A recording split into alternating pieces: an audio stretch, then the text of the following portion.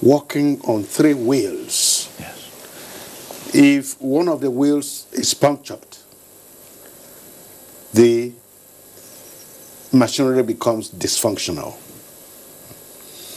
No one arm of government should see itself as the be-all and end-all of governance and democracy. And I think this is something we haven't gotten right yet in our heads at various levels.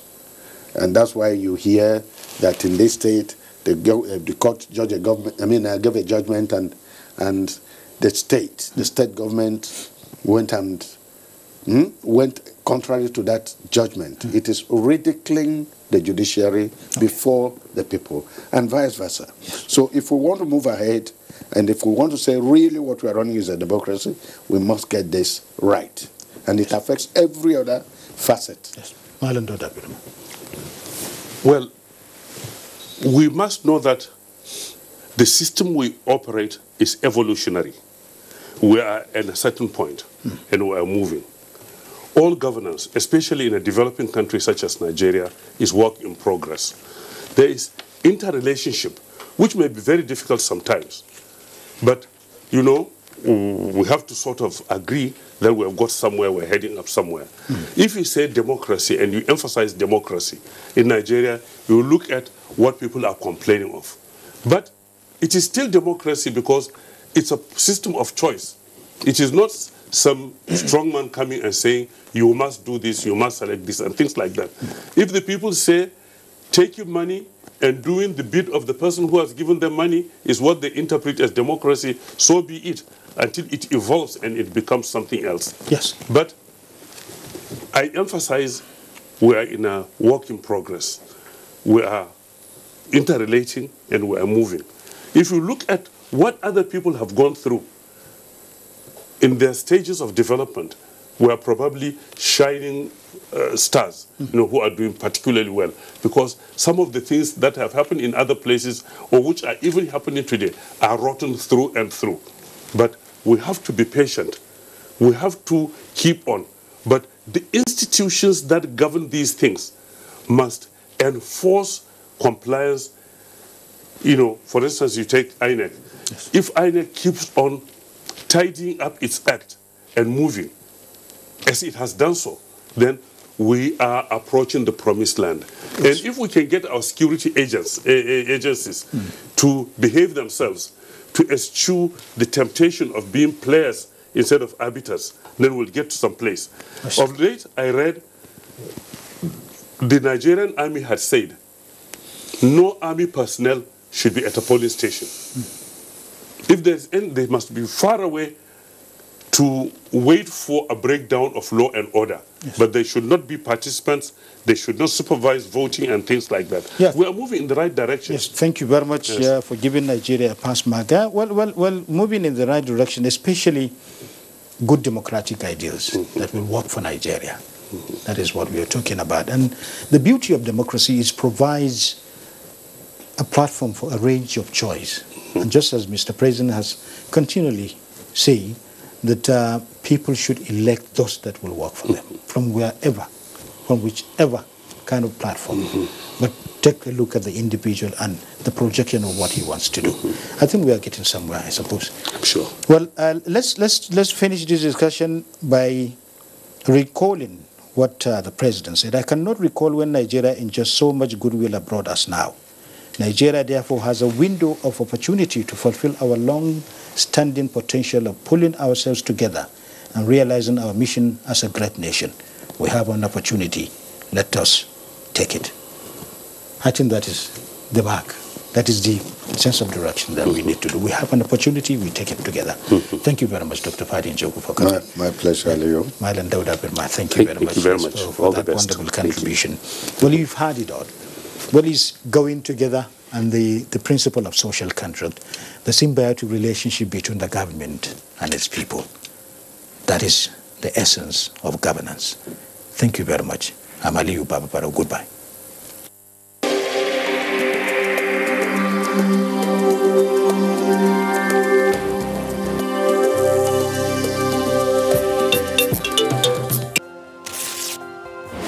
I am Alioha Emmanuel Nhechinaise. I'm from Imo State.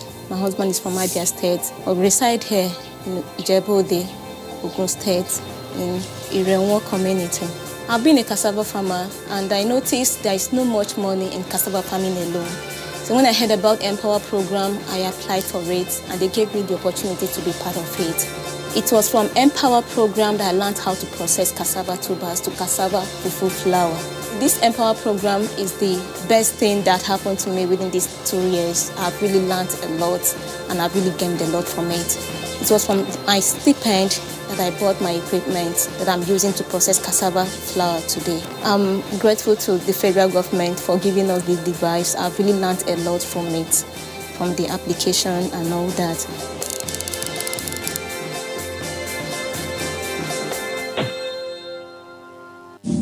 Unemployment, notably youth unemployment, features strongly in our party's manifesto. We intend to attack the problem promptly through revival of agriculture.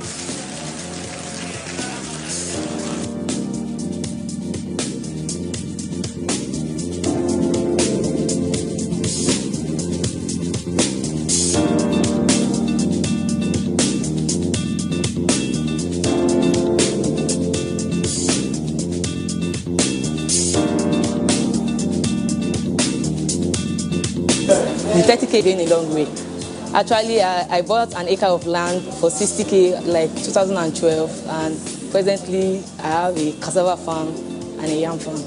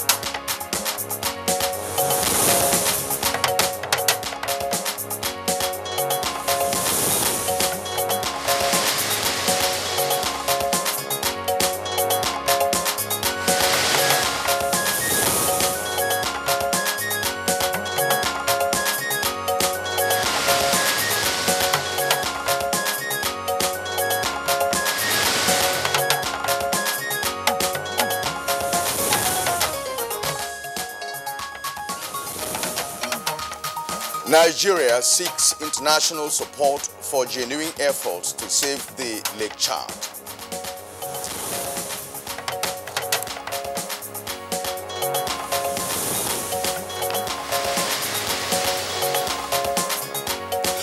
Federal Road Safety Core Signage Plant inaugurated in Abuja.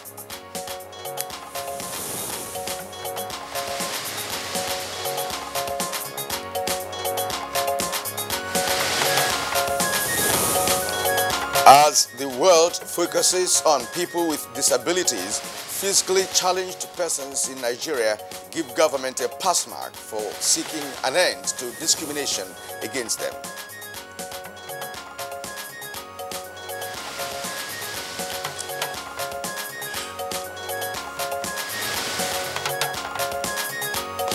And on Good Morning Nigeria today, we focus on the social media and the forthcoming elections.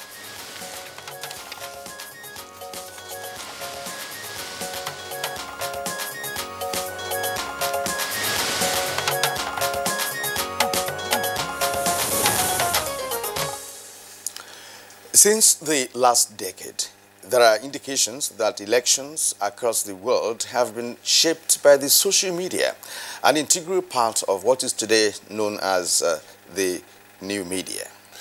And Kirian, the power of immediacy has placed the social media at the apex of delivery, especially in the area of news.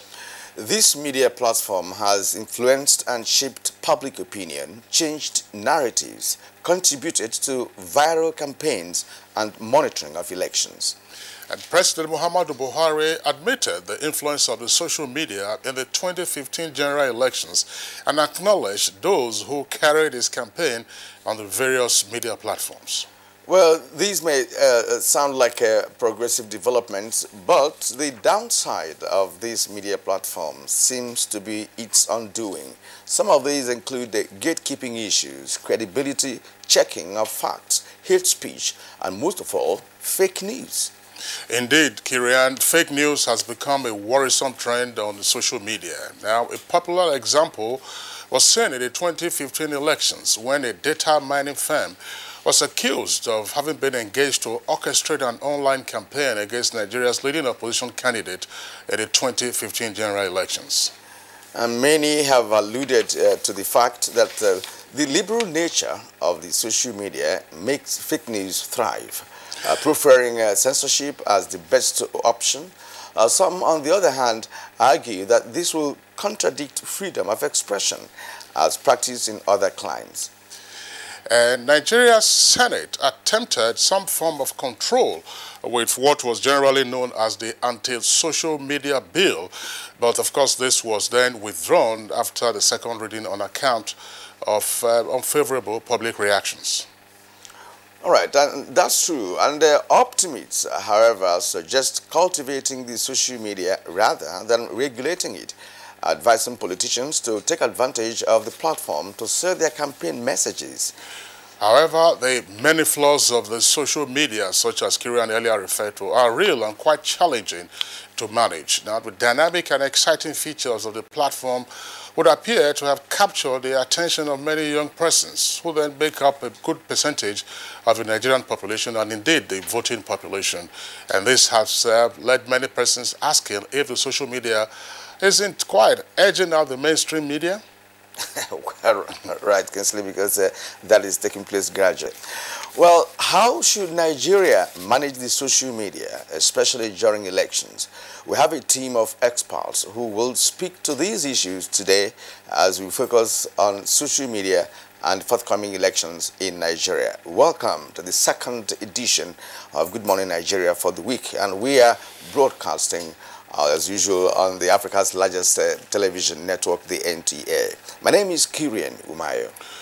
And I'm Kingsley Osalolo. I join Kirian and also welcoming you to this edition of the program, in the course of which we have our complementary segments, including newspaper review, business, sports, foreign, and others. But first, let's take the highlights of the morning news, and here is Najatu Tijani with it. Hi, Tijani, good morning.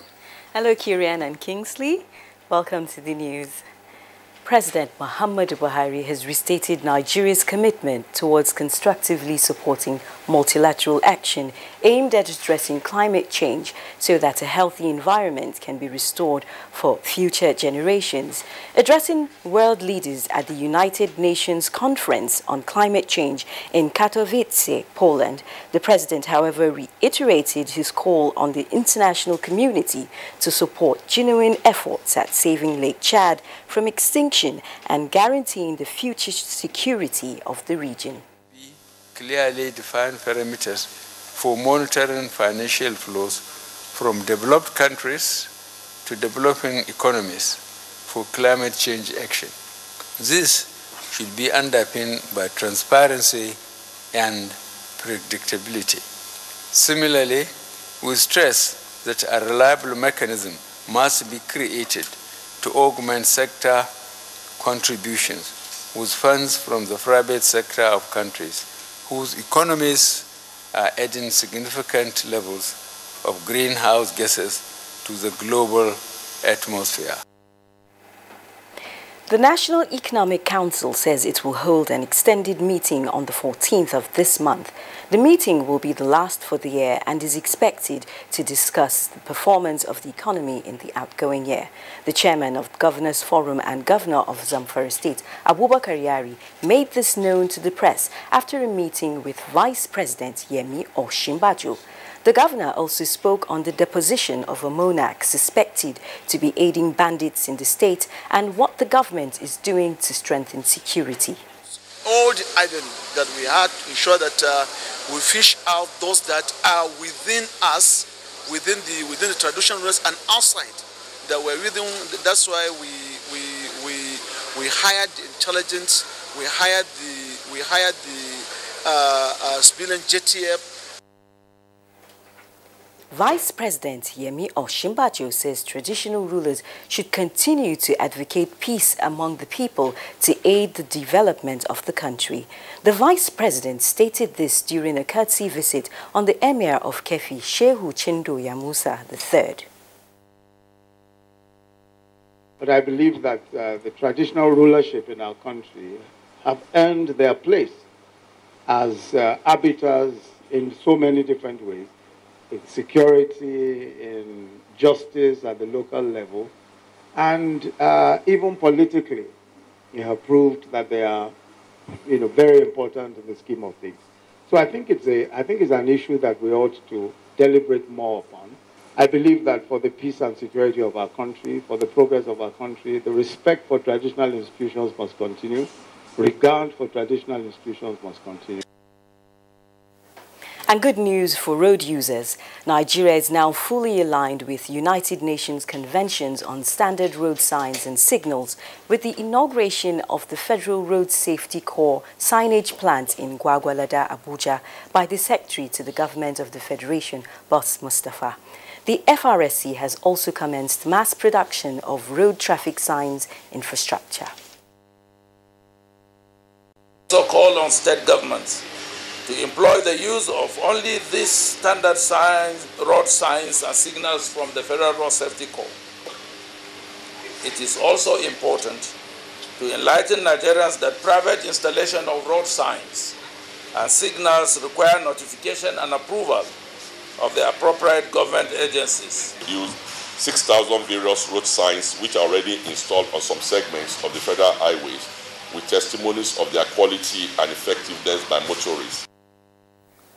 The Information and Culture Minister, Lai Mohammed, has assured the world that the present administration in Nigeria is leveraging on the diverse cultures in Nigeria to foster peace and harmony. This, he says, will create an enabling environment for culture and tourism to thrive.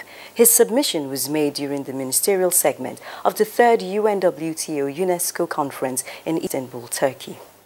Government, through its different agencies at local government, state and federal level, encourages the promotion and the practice of the cultures of the people. Cultural diversity has also helped in unifying the country. The Department of State Services has paraded a suspect alleged to have had unauthorized access to the Aso Rock presidential villa and used the office of the First Lady to engage in fraudulent acts.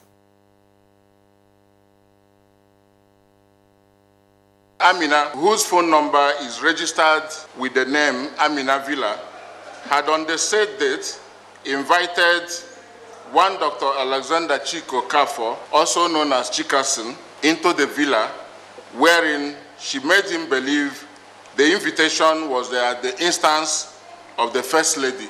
Investigation has shown that this unholy enterprise is not to the knowledge of the First Lady. On the political scene, the People's Democratic Party, PDP, has flagged off its campaign for the 2019 general elections. The Northwest Zonal presidential campaign took place in Sokoto.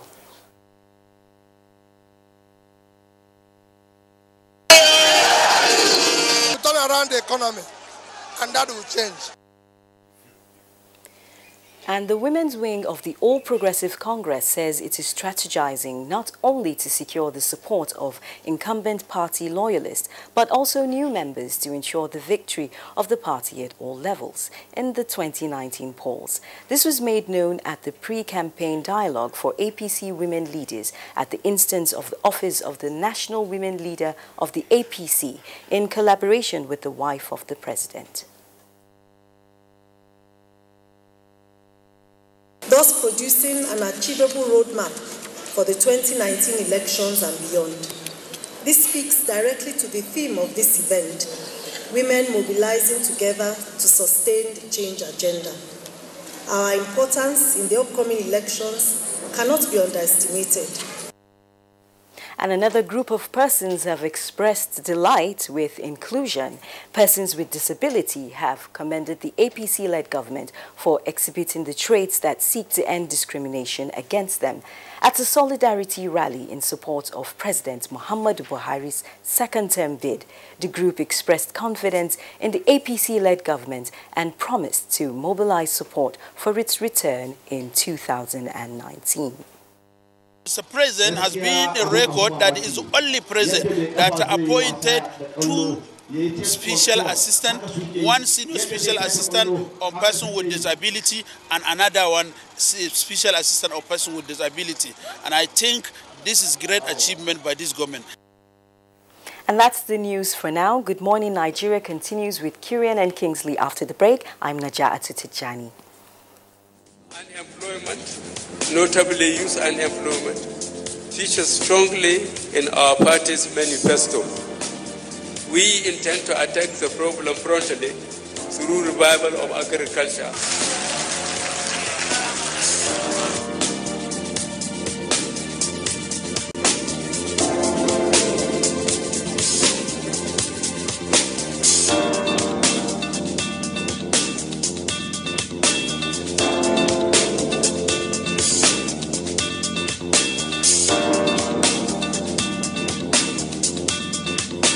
The 30K is going a long way. Actually, I bought an acre of land for 60K like 2012, and presently I have a cassava farm and a yam farm.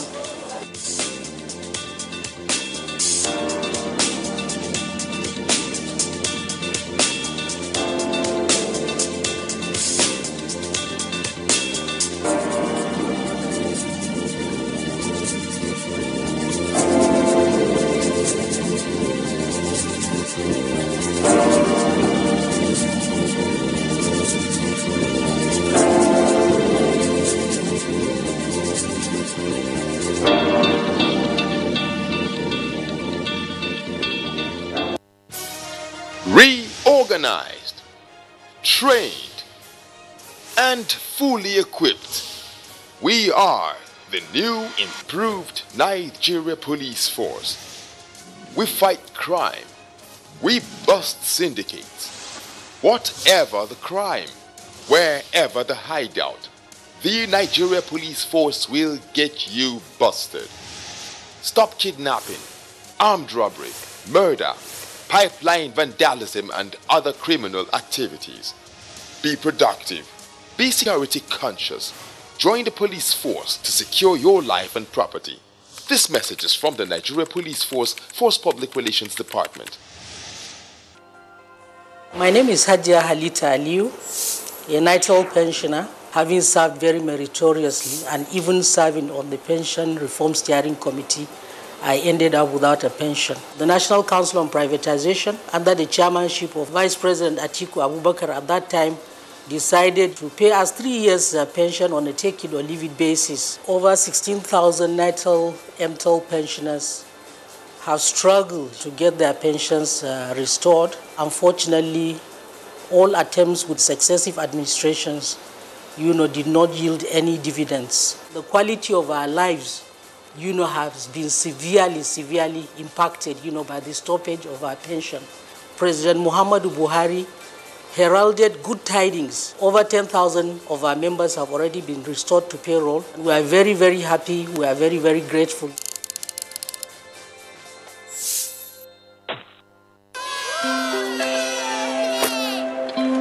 Team huddle. But we lost.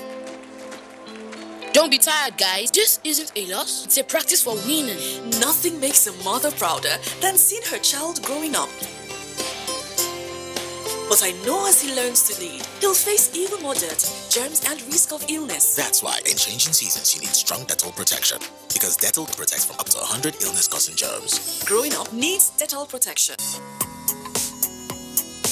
In line with the vision of promoting probity, accountability and transparency in the management of public funds, the Office of the Accountant General of the Federation has unveiled Compendium on Fiscal Rectitude in Government Revenue and Expenditure. The Treasury Journal that we've recently launched dwells largely on the operations of the Treasury and in particular, the reform initiatives that we drive as the Treasury, namely the Treasury Single Account, the IPSAS implementation, the IPPS, and a host of others. Very incisive and educating. Grab a copy of the Treasury Journal from your vendor and get abreast with financial transactions such as monthly allocations within the federal, state, and local governments, Buhari's transformation policy on the Treasury, inroads to IGR, and many more mixed grilling stories. Remember, the Treasury Journal is a dependable ally for researchers, financial institutions, the academia, and policymakers. Treasury Journal, a fiscal rectitude in managing public funds.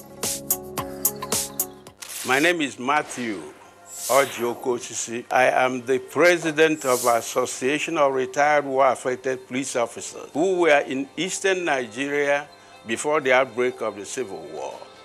In 2000, the federal government granted us amnesty and retired all those of us who were originally dismissed. From 2007, we started appealing to respective governments of the Federation to retire us according to the terms of the amnesty. And for 10 years, we were fighting without anybody listening to us. It took the president a very short time to decide that we deserve justice. 2017, they started paying these benefits. We owe this to President Muhammadu Buhari, who graciously granted us this favor.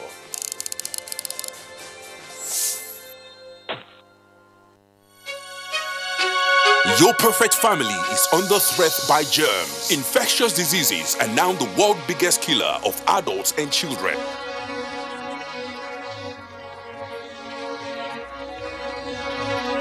These infectious diseases are caused by germs. They are everywhere. An average human being comes in contact with over 1 million germs daily in unclean water, dirty surfaces, in the toilets, on cuts and wounds, on your clothes. Germs can cause deadly diseases like typhoid, diarrhea, flu, and cough. To protect your family from germs, use the power of Dettol's One Capsule for surface cleaning in your bathing water, in your laundry water, for first aid to protect your family from up to 100 illness-causing germs. Introducing Dettol Antiseptic Liquid in Sachet for only 40 naira. Endorsed by the Nigerian Medical Association.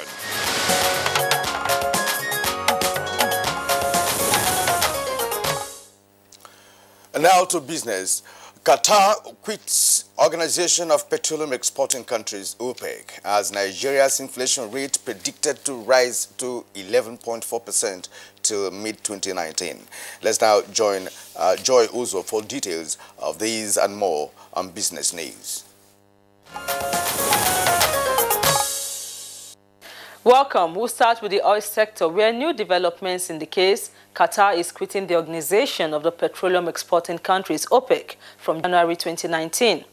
Saad Al-Kabi, the country's energy minister, at a news conference in Doha, said that the decision to withdraw from OPEC came after Qatar reviewed ways to enhance its role internationally and plan its long-term strategy. He said the decision was not linked to a political and economic boycott of Qatar imposed since June 2017 by OPEC's de facto leader, Saudi Arabia, and 3 other Arab states. The announcement comes ahead of the meeting by OPEC and its allies, including Russia, on December 6 to 7 to discuss cutting supply.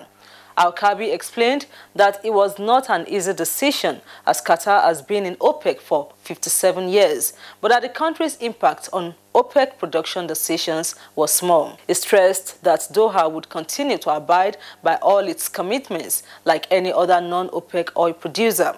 Qatar is one of OPEC's smallest producers, but the world's largest liquefied natural gas exporter.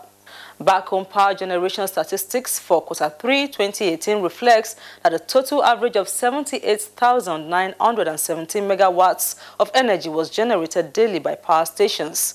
Daily energy generation attained a peak of 90,197 megawatts on the 16th of August 2018, Thermal stations generated a peak of 85,948 megawatts on 10th July 2018, while hydro stations attained a peak of 30,164 megawatts on the 28th of August 2018. However, the lowest daily energy generation of 57,357 megawatts was attained on 8th of July 2018. Total number of consumers with prepaid meters increased by 2.36% to 1.65 million customers in Q3 2018 from 1.62 million customers in Q2 2018. Abuja Disco has the highest number of customers metered. This is closely followed by Benin Disco and Ibadan Disco, while Yola Disco recorded the least number of customers metered. On the economy, Nigeria's inflation rate is expected to rise to about 11.4% for the rest of this year till mid-2019. The Central Bank of Nigeria has said. The CBN Governor Godwin Emefiele disclosed this while speaking on Nigeria's outlook and policy thrust for 2019. Emefiele said inflation expectations are rising on the backdrop of anticipated politically related liquidity injections, adding that for the rest of 2018 and towards mid-2019, Nigeria's rate of inflation is projected to rise slightly to about 11.4% and then moderate thereafter. And to equities, the nation's stock market weakened in the month of November, losing by as much as 581 billion naira. Next is a graphic summary of Monday's closing figures.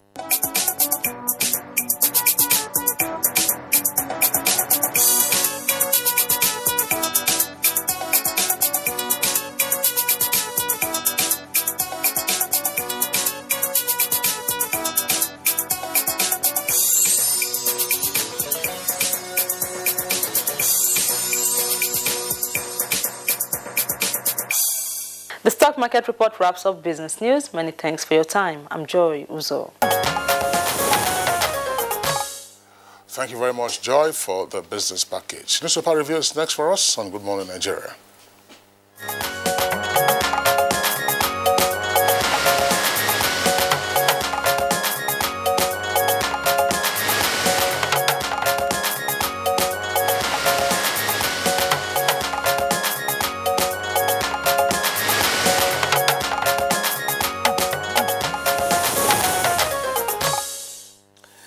Bayo Toyebi, our newspaper reviewer, is already here in the studio with us. Bayo, good morning and welcome. Thank you, Kirian. Good morning. Good morning, Kingsley.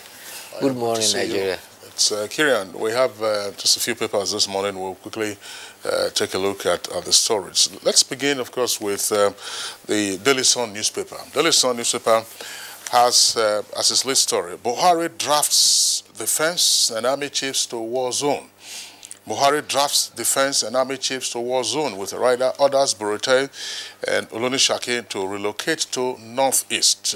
Olonisake is chief of defense staff and Burute is chief of army staff. That's the lead story. Now, an earpiece beside the nameplate of Daily Sun says DSS parades Aisha Buhari's impersonator. With a rider, how suspect scammed businessman and 4 others. That's on page 4. Now, the photograph of the Daily Sun, on the front page of the Daily Sun, shows the suspect. Her name is Amina Mohammed, also known as Justina Oluoha, a woman who was said to have had access to Aso Rock Villa and allegedly used the office of the wife of the president to defraud people. She was said, the photograph there shows her hiding under the table when she was paraded by the DSS in Abuja yesterday. The other photograph there inside shows her covering her face from the cameras, but I think some cameras eventually caught her face. Amina Mohammed, a.k.a. Justina Oluoha. You can see her there. Then just below that is the headline, 4 parties ask court to stop Buhari's assent to Electoral Act. That's on page 6 in greater detail. And other headlines on the front page of the Daily Sun, 2019, PDP declares war on Buhari, urges Nigeria to vote out president as ex-vice president prays at Uthman Danfodio's tomb. Atiku bitter, he doesn't have access to wealth as before. That's according to APC. Details of the story can be found on page 10. Trailer kills 10 traders and injures 46 in Kebbi. And court grants EFCC permission to arraign Desiane and a mockery. That's page 12. I think we should really take a look at this very interesting story, that Cecily read out, impersonation, which has become a common feature, the corridors of power, not just at the federal level, but also at the state level. But what's your take on people using the name of persons in government? It's simple influence peddling. They sell people's position and name and use it as a means of getting access or duping other people. What my worry is not about anybody indulging in that. My concern is that the seat of power, Aso Villa, is penetrated by such an individual in spite of the security there. So there's something that one should question about how secure people get easy access into the state house. That is the concern. But, however, I'm worried about this human interest story coming from Kefi, where a trailer strayed and killed 10 traders and injured 46 persons. And this is not uncommon. Many of our cities across the country, you find periodic market days. Some have their market days every 5 days, some every 7 days. And some of these markets are along the streets.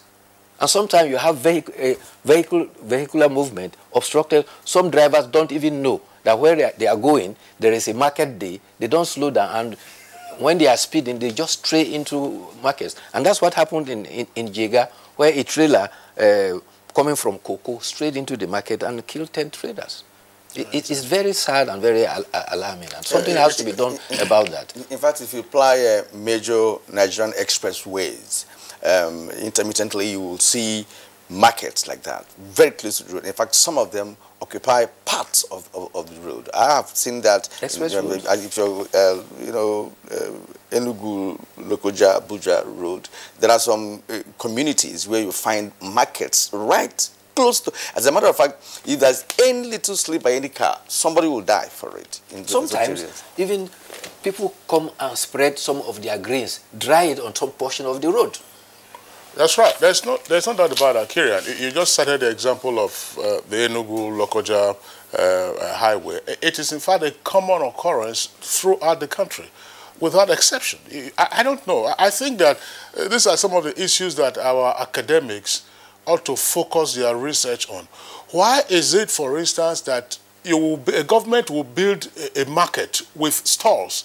The traders would abandon the market and the stores and then come and display their wares right first on the hard shoulder, and then they take another lane, and then they take another lane, and that's precisely what has happened. It isn't as if the driver probably, veered off and lost his way. It's just possible that these traders, were smack in the middle of the road. So why is it that Nigerian traders have that mentality? It's been on for several decades.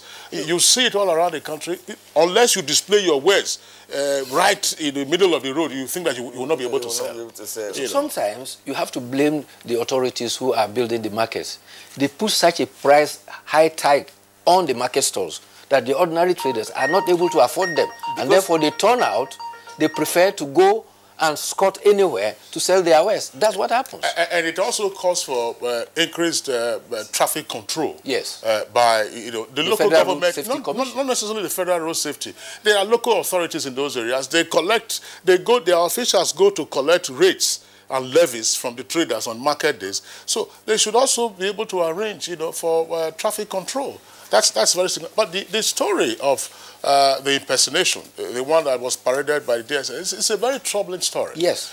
Because if you recall, one of the first steps taken by the Buhari administration was to say, listen, we're going to restrict access to the villa on account of allegations of persons who had peddled influence, persons who had name dropped, using the villa and so on and so forth. So what has happened? Is it that there's been a lowering of the security protocol at the villa for the lady to have had access? And in particular, if you recall, and I'm sure those who are in the special fraud unit of the police will recall this, before the advent of EFCC, in the 90s, when 419 was just getting ascendancy, it was alleged that some of the kingpins of 419 were using government offices in Lagos. Some of them also military offices. They would have their uniform, pretending or posing as senior officers, a general or otherwise, and of course, they fleeced their victims. So this is not even a matter of security. Yes. It's a matter of a connivance. There is a connection. The lady has a connection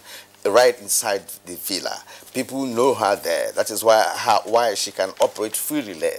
Right, so it's not a matter of security because she beats security because she has connections. No, and it's sheer conspiracy. Where you have security and there's conspiracy, that security will be undermined. All right, let's go to the Daily Trust newspaper and take some of the headlines there. Below the nameplate of a Daily Trust newspaper, EFCC seeks arrest warrant for Daisy and Alison Madueke is on page 3.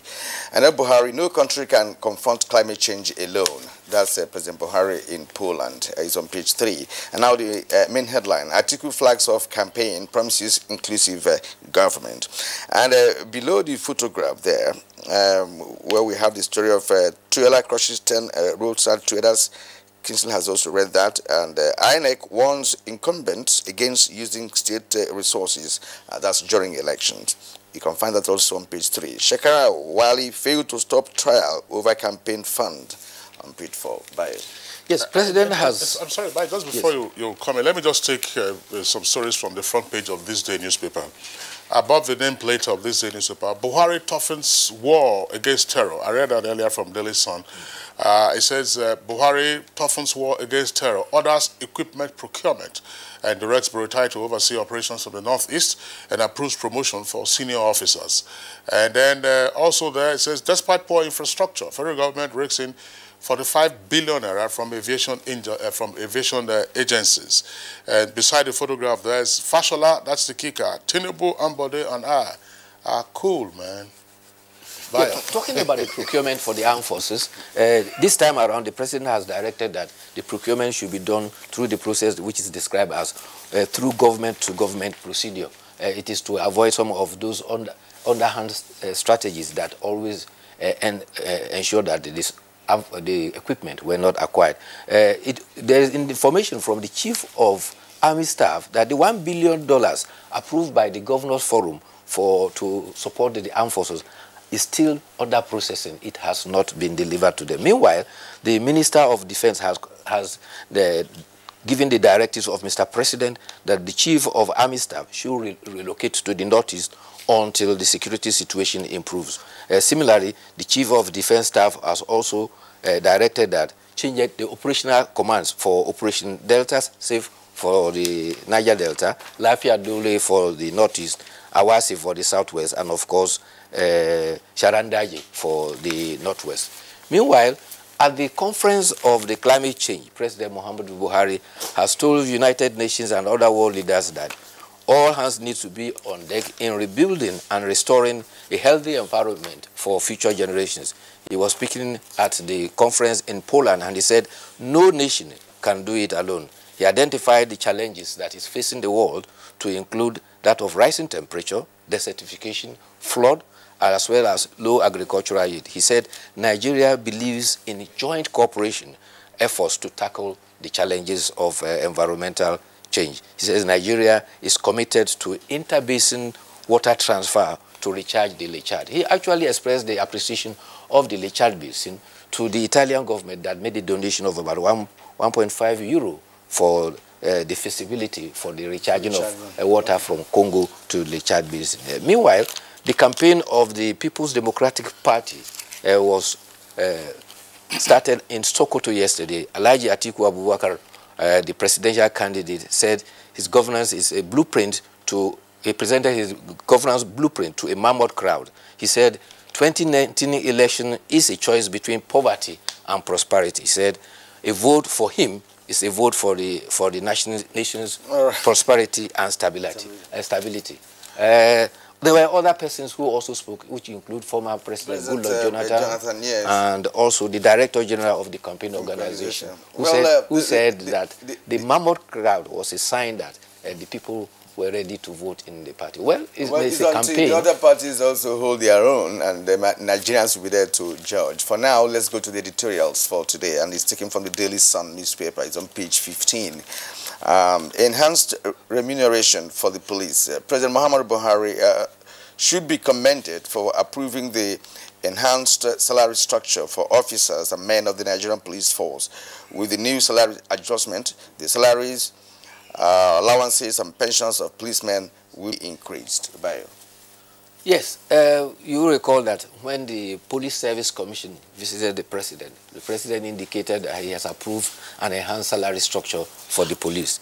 This is meant to motivate the men and officers of the police force. However, the editorial is saying that now that a lot has been given to the police, much also is expected of them, and they said that they should double their action to curb the excesses of armed robbery, kidnapping around the country. They also emphasize that there is a danger because the Nigerian police force has about 334,000 men and officers, and 50%, about 50% of them are already deployed to politically exposed persons and private individuals. So at every point in time, you have led about almost half of that, about 150-something thousand, manning and policing 190 million Nigerians. Right. That, they said, is a big challenge. I think, Bayo, the editorial should be commended, yes, also for commending the President for what he has done. There's no doubt about that, increased remuneration and welfare, will also be a boost to productivity.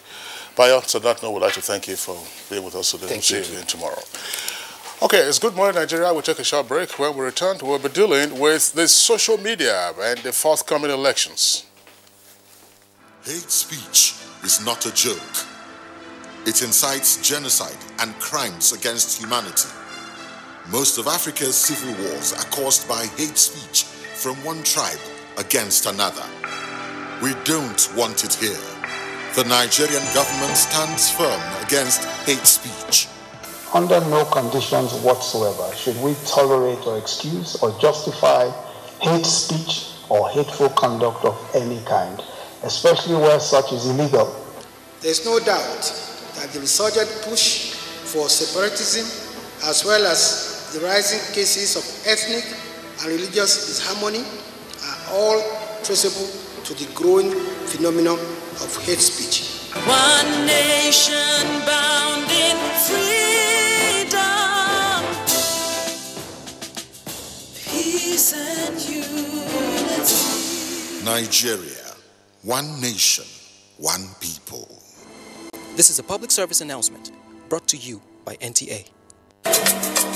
The Honorable Minister of Information and Culture, Alhaji Lai Mohammed, cordially invites commissioners for information across the 36 states of the Federation, heads of public information organs, information managers, and other delegates to the 47th National Council on Information with the theme Tackling Fake News and Hate Speech to Enhance Peace and National Unity. Date 11th to 13th December 2018. Arrival and registration of delegates starts by 10 a.m. on Monday, 10th December 2018. Venue, Umaru Musa Yaradua Hall, Murtala Mohammed Square, Kaduna. Special guest of honor, Malam Nasiru El-Rufai, Executive Governor of Kaduna State. Deaconess Grace Isugekbe, Permanent Secretary, Federal Ministry of Information and Culture. Announcer. Team huddle. But we lost. Don't be tired, guys. This isn't a loss. It's a practice for winning. Nothing makes a mother prouder than seeing her child growing up. But I know as he learns to lead, he'll face even more dirt, germs, and risk of illness. That's why in changing seasons, you need strong Dettol protection. Because Dettol protects from up to 100 illness-causing germs. Growing up needs Dettol protection. We have a challenge. My husband has a big interview, but his shirts aren't cleaning well. Don't panic, Kungozi. Just use Good Mama. Good Mama's extra cleaning power removes all dirt, leaving a wonderful scent. Look, whites are white, colors are bright, and extra fresh. Now in a 1 kg pack.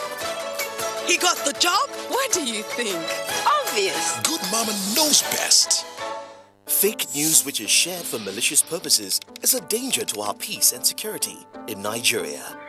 Misinformation as fake news is a serious threat to our hard-earned democracy and promotes hatred and misunderstanding between our communities. We are all responsible for stopping the spread of fake news in its tracks. So, always check the source and credibility of any news item. Say no to fake news. This message is brought to you by the Federal Ministry of Information.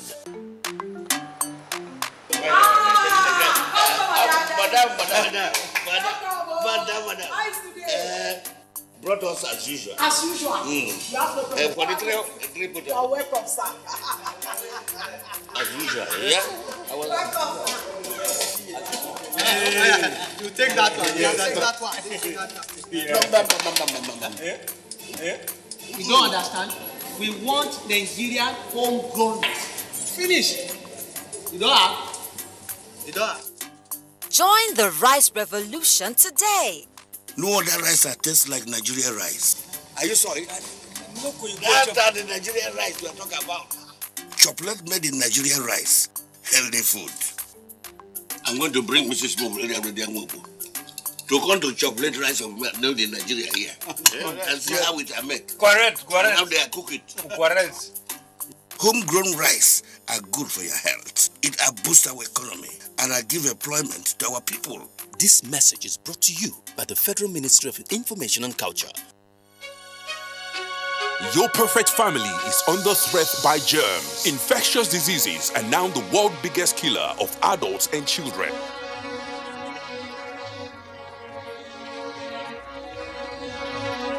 These infectious diseases are caused by germs. They are everywhere. An average human being comes in contact with over 1 million germs daily in unclean water, dirty surfaces, in the toilets, on cuts and wounds, on your clothes. Germs can cause deadly diseases like typhoid, diarrhea, flu, and cough. To protect your family from germs, use the power of Dettol's One Cup Full for surface cleaning in your bathing water, in your laundry water, for first aid to protect your family from up to 100 illness-causing germs. Introducing Dettol Antiseptic Liquid in Sachet for only 40 Naira. Endorsed by the Nigerian Medical Association.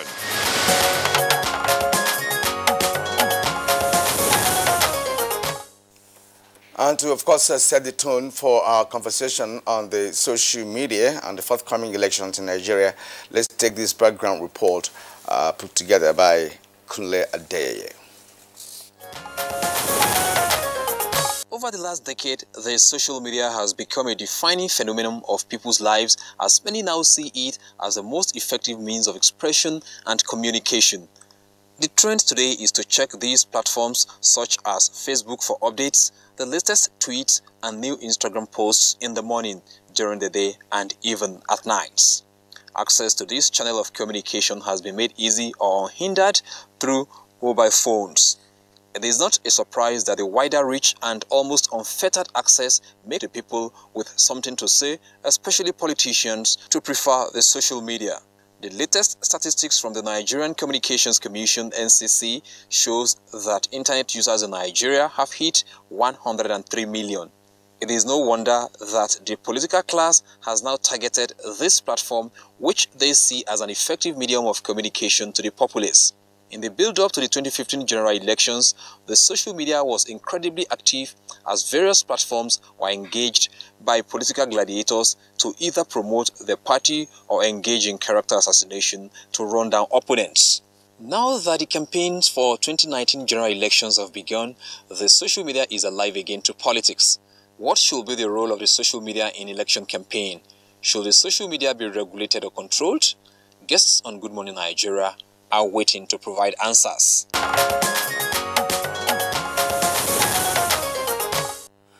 Kunle Adeyeye, thank you very much there for that background report. Indeed, in addition to the questions you raised at the close of that background report, there are many more questions that our guests of the studio will be answering this morning. First, we would like to welcome all the guests. The Honorable Minister of Communications, Adebayo Shitu, is right here with us in the studios. Honorable Minister, pleasure to have you with us on the program. It's my pleasure being here too. Okay. We also have with us in the studios Dr. Abubakar Dahiru. He's head special duties at the National Information Technology Development Agency, that is NITDA. Dr. Dahiru, pleasure to have you with us on the program this morning.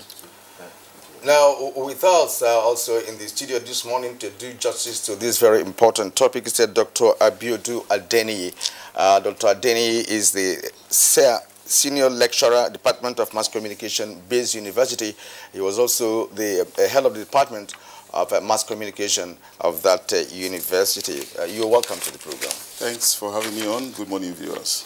And we have Adabo Onoja. Adabo Onoja is a political science diplomacy lecturer, Veritas University. You are welcome to our program. Thank you. All right, gentlemen. Once again, we'd like to welcome you to the program. The social media is so pervasive in our society today. Virtually everyone who has a smartphone has access to one form of social media or the other. And ahead of the 2019 elections, there are concerns as to what role the social media might play. But it's first useful to have a better understanding of the pervasiveness of the social media in Nigeria and precisely what's been playing out on the various platforms. Let's begin with the Honorable Minister of Communications. Well, we do know that social media has become as accessible to all Nigerians as the fresh air we breathe, which is almost uncontrollable. Everybody who has a telephone, the smallest telephone, the cheapest telephone, would still be able to give you access to the social media. And it's a very good thing that Nigerians are taking good advantage of it because, it has become part of their right to, freedom of information and expression and all of that. Well, over the years and all over the country, it has become one thing that is closest to everybody because what you cannot get precisely through the television, through radio, through even the newspapers, you get it through the social media. Virtually everybody who uses social media has become a quasi-journalist in the sense that whatever he thinks is right or whatever he thinks he wants to pass on, he doesn't even care as to the correctness or otherwise of it. He pushes it out, and of course, as it has advantages, it necessarily also have very damaging advantages, particularly when you give, it's like you are giving, in some cases, it's like you are giving a gun to a madman. He could just, through his fancy, begin to shoot. So, much as we must welcome, and in any case, we don't even have the right to even control social media, but I believe there must also be laws to prevent fake news and to prevent defamation of character, and also to possibly prevent a situation where very lawless people will take advantage of social media to really try to disrupt the smooth running of government and the smooth running of this security system. So I welcome it, and we don't have a choice anyway.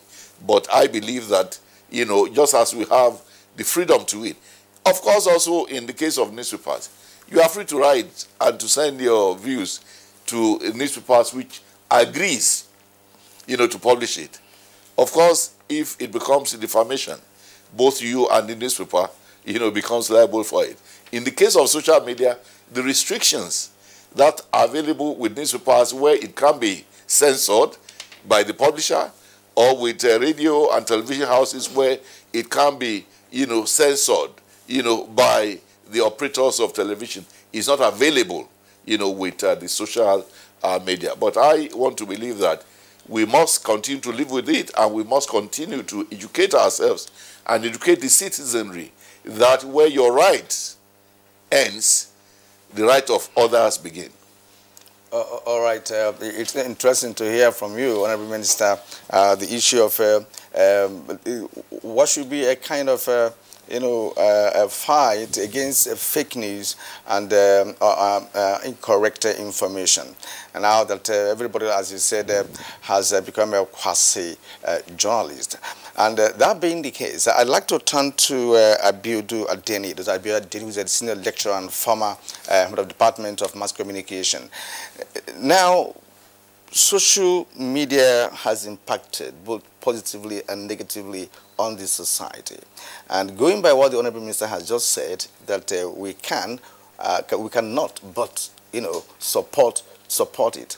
Now, what, in your view, should be done to see how we can avert the issue of fake news and the incorrect information that is so pervasive, as Kingsley mentioned, in Nigeria?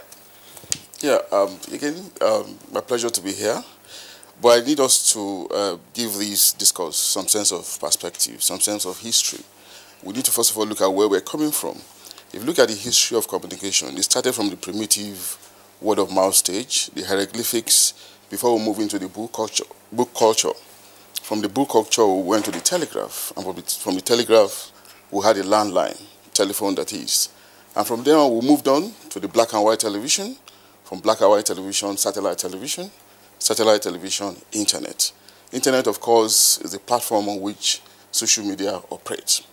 Now, if you look at the history, right, it's characterized with a kind of linear flow of information coming from one sender to multiple receivers.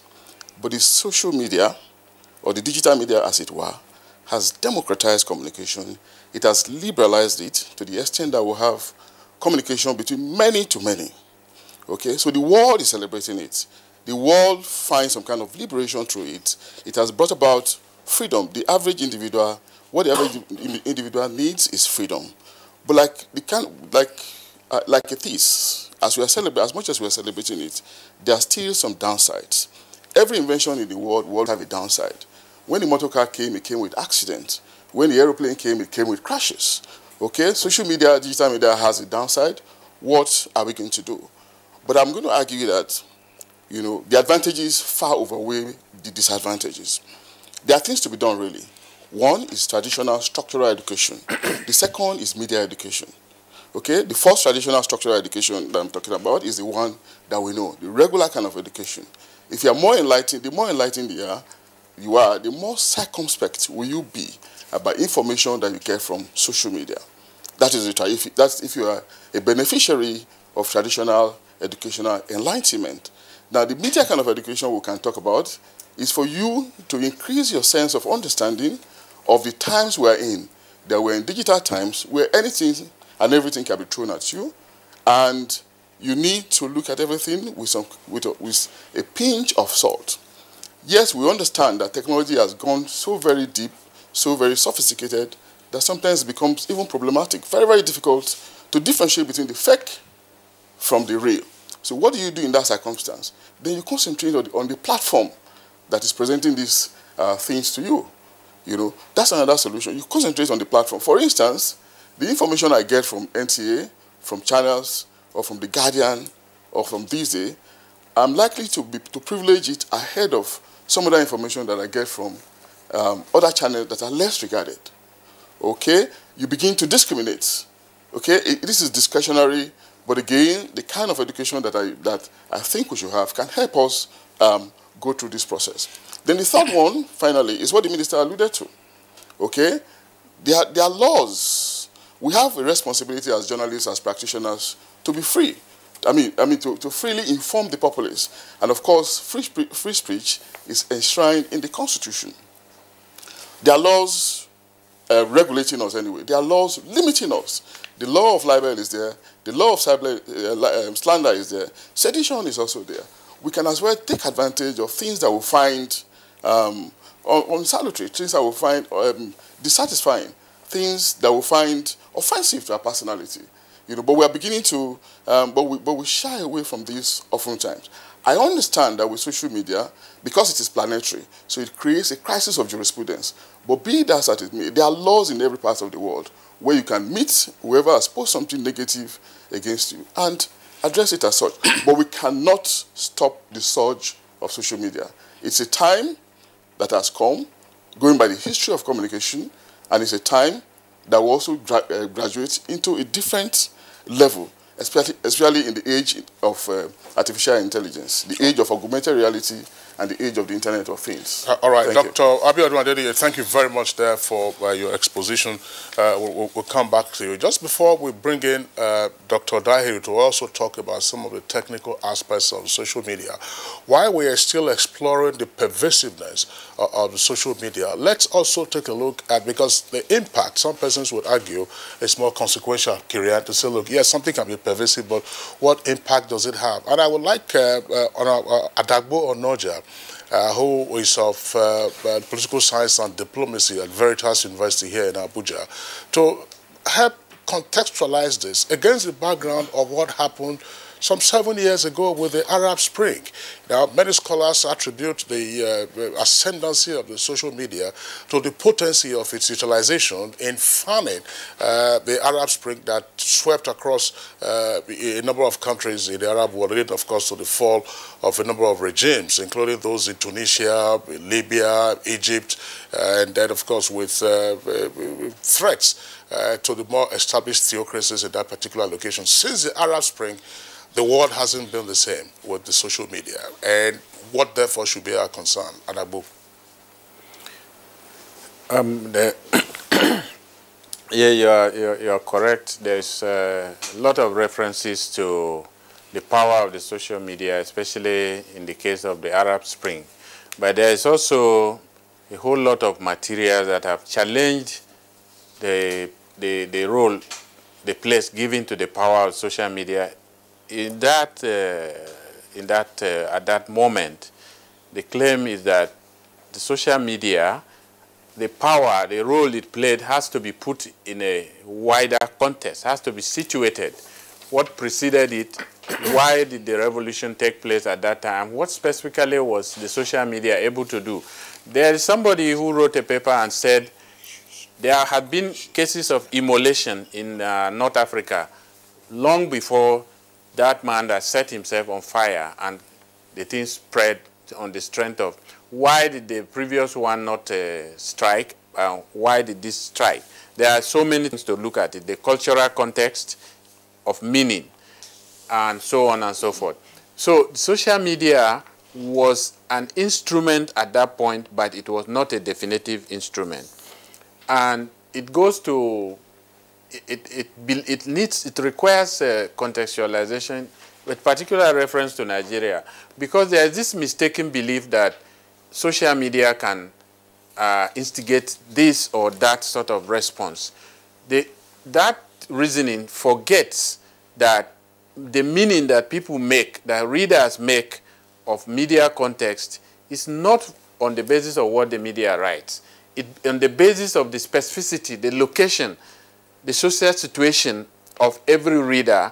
So what you hear, what you listen to, what you read, you reinterpret them. And that's how you come to the conclusion as to what it means in relation to whether it will instigate you to riot or to sit down at home or to take it or to dismiss it.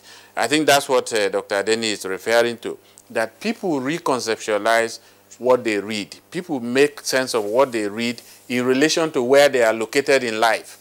So the social media does not automatically in itself instigate riot or compromise or whatever. It could be used, but it is also dependent on the audience you are talking about. And again, that takes us back to Adeni when he talks about the nature of the citizenry. If media literacy is very high, in societies where media literacy is very high, you have less to fear about the instigatory capacity of social media or any media at all, because people read them in relation to where they are. And so it does not in itself automatically get people on the street. The circumstances under which social media messages or any media messages at all produce certain results is a much wider connection of factors, political, cultural, educational, and industrial. So that, for instance, a media message that could become a problem in Nigeria might not strike in London or Australia. So we need to factor in the context in which media messages and social media messages in particular become problematic. Of course, the Honorable Minister is correct when he says it's here with us. And everybody who has basically any set of handset becomes a journalist in a way. And that's problematic because journalism has certain ways by which information is packaged, processed, and then transmitted. Now, this is the reverse. Everybody is using his own criteria of news judgment. That could produce problems in a society like Nigeria, where we have not settled basic issues of nation-state, citizenship, rights, duties, responsibilities, and so on and so forth. Maybe if I have opportunity, I'll respond to how to relate to that from the point of view of political science later in this program. Okay, thank you very much indeed for that analysis. Well, as you rightly said, we will return to you in the course of the conversation. But now let's go to our guest here, Dr. Abubakar Dahiru, who is a held special duties at the National Information Technology Development Agency, NITDA. Well, of course, the Information Development Hub of the nation, and all the technicalities involved in gathering and dissemination of information using different platforms is well known to you. Now, what is the thinking of NITDA with respect to the pervasiveness of social media and, of course, how it has impacted in the society? Right, thank you very much. Our view at NITDA, that is the National Information Technology Development Agency, an agency under the Ministry of Communication that has the role of advising government with respect to information and communication technologies, and of course in regulation, is that we have long realized, like the Honorable Minister has mentioned, the pervasiveness of social media platform. We have long realized, because it's based on the Web 2.0 sort of a platform that enables this two-way communication that, like they have both rightly mentioned. So in order that we make sure we make maximum use of the benefits of it, we had already thought about it and came up with a social media sort of framework and guideline. The framework and guideline is a framework to be used by ministries, departments, and agencies, generally federal public institutions, because in trying to counter the issues of hate speech and fake news, there has to be a way in. Now, our responsibility mainly is towards the federal public institutions. Now, these institutions are expected to be the ones to be, in contact with the normal individuals that use Facebook, Twitter, and all these other social media platforms. So the framework is expected to, enhance transparency, accountability, ease of doing business, and so on and so forth, with respect to, how government do or relate with the citizenry. So to enhance government participation, individual participation, and so on and so forth. So we came up with that as an entry point, in such a way that if citizens see something they talk to, or they give a news or say something, the person that is handling the social media platform is able to provide a counter narrative, is able to provide, based on the communication strategy that the framework enables, the handler to come up with, and so on and so forth. So there are several aspects, and if you look at the entire social media challenges, that it's not only about Nigeria, it's in the whole world. We realize, with respect to social media platforms and the things that happen, we are all considered, because when you do the categorization of nations and states, we say we have the developed countries, we have developing countries, and third world countries, and so on. Researchers have argued that with respect to social media, being it a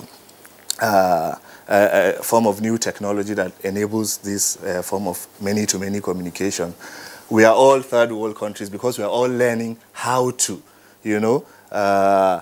solve the problems that come with along with the social media, while also ensuring that we enjoy the maximum benefits along with that. Dr. Abubakar Dahiru, I would like to stay with you. Kirian, excuse me, the question I'm about to ask now, I will leave the doctrinal aspect to the scholars amongst us here to deal with, whether it's a laissez-faire doctrine, paternalism, or authoritarianism. But explain to our viewers. You go to some countries, of course, these are economically advancing countries, and you don't have access to certain forms of social media or certain forms of digital media. Sometimes, Good Morning Nigeria, we have guests who join us via Skype. In some locations, they say they cannot have access to Skype, or there is a delay mechanism. There are certain sites you cannot visit. Well, of course, in Nigeria, on the basis of our laissez-faire doctrine, as I said, the scholars will speak to that, anything goes. how and why do some of these countries block access to certain forms of digital media? Well, I might not speak to the reasons why other countries, you know, block their social media access and so on and so forth. But like I had said earlier, at the NIDA, we have realized what we will be able to achieve. He had mentioned that the benefits of using the social media far outweighs the negatives, the disadvantages. If we are aware of these benefits and how to ensure that, you know, these aspects of the principles for which, for instance, we have developed our framework and guidelines is to ensure transparency, to ensure accountability, to ensure that citizens are able to engage with government. We don't have other platforms. Other countries might have other means through which citizens can easily access government and so on and so forth.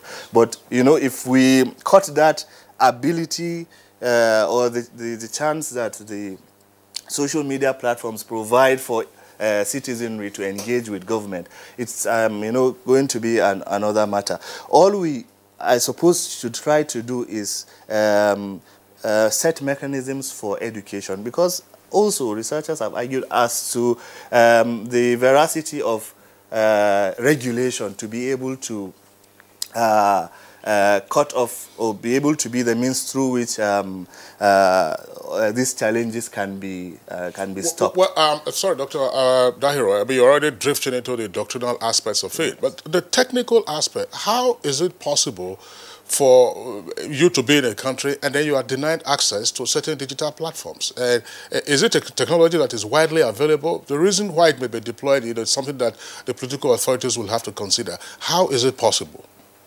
Well, the problem, for instance, I have done some research, for instance, in Ethiopia, and we have seen how the use or the regulations has stifled the use of technology, the ability for the technology to impact positively on some of the things that, for instance, the country would have achieved far along. We have been able to reach where we are to the extent in this country based on some of the technological advancements that have happened. The dynamism of technology is such a way that regulation can only, you know, follow at the speed of law. But technologies that have come, we try to see how we can, you know, make beneficial use of it in such a way that it gives us all the advantages. Thank you so much. But you know, Kingsley was actually driving at the possibility of blocking some platforms by Nigerian government, for instance. You have mentioned that we have done something similar, for instance, but they were not social media platforms. For instance, when the new JAM registrar came, the first point of contact was the National Information Technology Development Agency, because there were websites that were scamming innocent Nigerians, as you know, with respect to issues that have to do with buying JAM forms and so on and so forth. Thank you, because so there is that aspect that we can, you know, block websites and so on that cause harm on innocent Nigerians. So, well, of course, yes, because some countries, like you mentioned Ethiopia, they have regulation. Malaysia has regulation. In fact, North Korea has regulation, including China has regulation. Cameroon has regulation. So we may get to that. We have time to do that. But now, let us now link this conversation to the forthcoming general elections in Nigeria in 2015. The power of 2019. You know, the power of social media. Yes. Well, many governments used it, you know, to succeed in terms of electioneering campaign. It happened during Obama era in America, and it happened during 2015 election in Nigeria. And Nigerians are looking forward to seeing another, you know, a huge or quantum leap in the utilization of social media against the 2019 election. So, the Honorable Minister, you know, we have had fake news. We've also known about El Sudan, Jibril al-Sudan, and so on. Which has been debunked. Yes, and some photoshopping, some configurations of photographs using platforms that can, you know, be used to do magic, you know, on social media. Honorable Minister, how would your ministry, you know, fight this challenge that Nigerians are expecting in 2019? Well, I don't see the challenge as basically that of the Federal Minister of Communications. It is a challenge of all Nigerians, and I think the Nigerian government subscribes to a utilitarian, egalitarian, free state, where every Nigerian has a right and must have access, if he desires to. What we would continue to do, like, Dr. Adini said, is to strengthen the legal, restraints which is available. For instance, anybody who would have access, to go on social media and defame somebody might also have similar access on radio, on television, in the newspapers, and so on. So because there was an attempt, you will recall, about a year or two ago, by the National Assembly to bring about some form of, restriction. And the Nigerian people rose stoutly and said, not in this country. So what is important, even particularly with regard to elections, is so long as the same social media platforms are available equally and fairly to all political, personalities, political parties, political entities, as long as nobody is unfairly treated in the access that he or they may have to social media, we still have to leave it open. The Nigerian government is not interested in imposing that type of technical, restriction as is found in Cameroon and a few other countries which you've mentioned. We will continue to allow Nigerians to have access. Well, on the other hand, the legal authorities and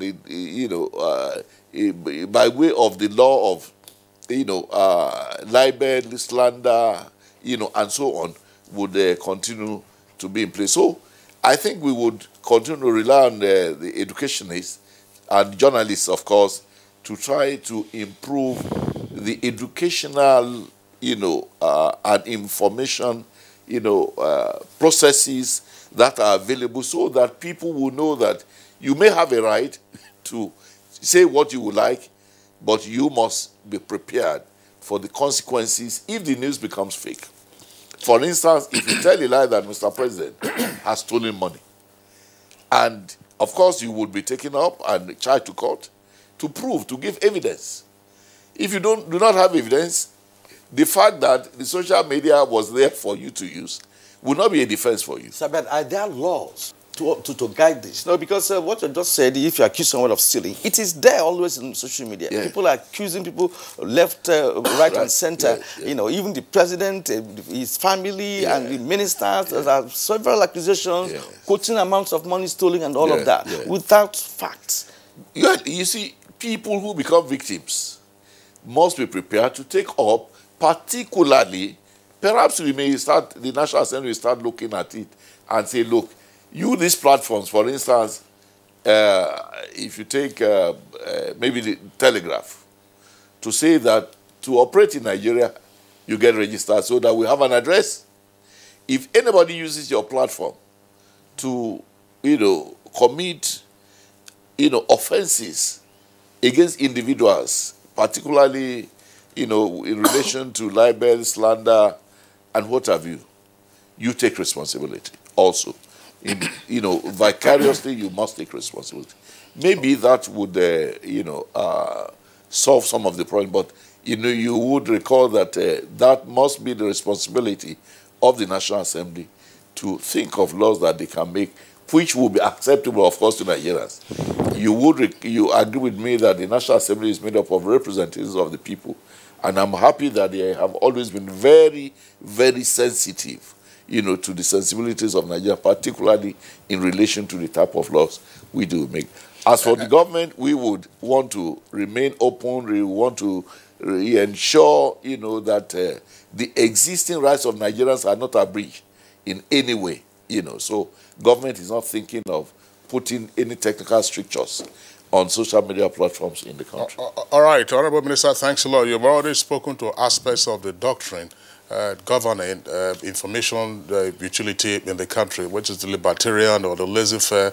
Let it be out there in the open. That's part of what we have had in this country, and there's a historical foundation for that. But the aspect of depending on the National Assembly for appropriate legislation would seem to be a major hurdle to scale. We do not see that happening in the next 2 months where we have the elections just around the corner. But still on the social media, the 2019 elections, Dr. Adeniyi, what are the potential uses and abuses of the social media in the elections? Yeah, thanks, editor. You are calling me editor. Yeah, he was my editor in the Guardian. So, yes, yeah. Okay, what it is we need to understand that the average man, okay, has some primary desire. And what is his desire? Freedom, happiness, and prosperity. Sometimes we can elevate this need to the level of the society. A society that is free, a society that is happy, and a society that is prosperous is the ideal kind of society. Now, if you look at social media, digital media, it has come to enhance some level of freedom for the individual and by extension for the society. Because in the first instance, freedom is an innate desire. If we want, even the first kind of desire that the average person wants. Okay? Social media brings about freedom. Digital media, internet media, platforms, multiple platforms, they bring about freedom. Then secondly, from freedom you have happiness. Okay? It is celebrated. It is being, a lot of people are happy about it. A lot of people use it because they find liberation, they find democracy in it. Some kind of ability to express themselves. So we have happiness by extension. Then of course, prosperity. Digital media, in so many regards, has brought about prosperity at the level of economy.